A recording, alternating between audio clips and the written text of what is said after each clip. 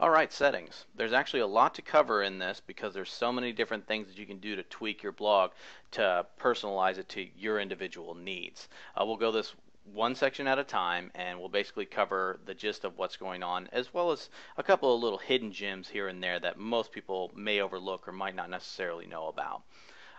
We'll start with general settings. This is basically the information about your blog and how certain items are displayed. If you ever wanted to edit your subheadline or your tagline, you're going to find that right here in general settings, and that's where you're going to be able to edit it.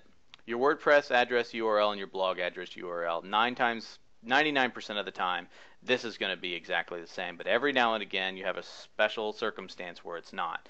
If you're unsure, just leave it the way it is. The email address, this is where all the notifications are going to get sent. This isn't your user email address. This is where your notifications are.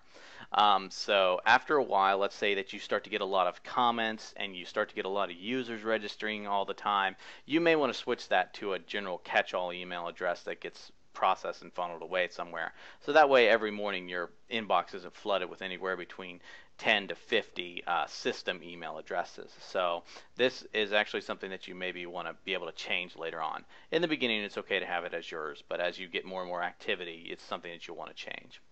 Membership. If you want anyone to register, your login meta will show it will show also a register link that people can register username and password and be able to sign up for your site.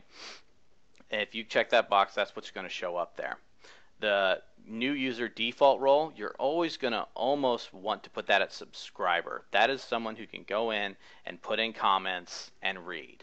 Anything above that, you run the risk of, messing up any of your blog posts. So you usually always want to keep that at subscriber. 99% of the time, it's where you're always going to keep it.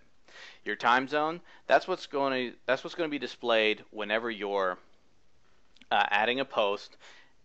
It's going to show your local time to the rest of the world after you've added the post. So date format, if you're in a different country and your dates showed up a little bit differently, you can change that here.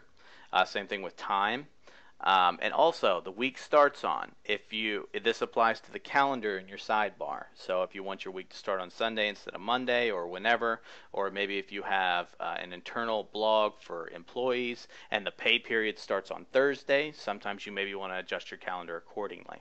So, and that is all for the general settings.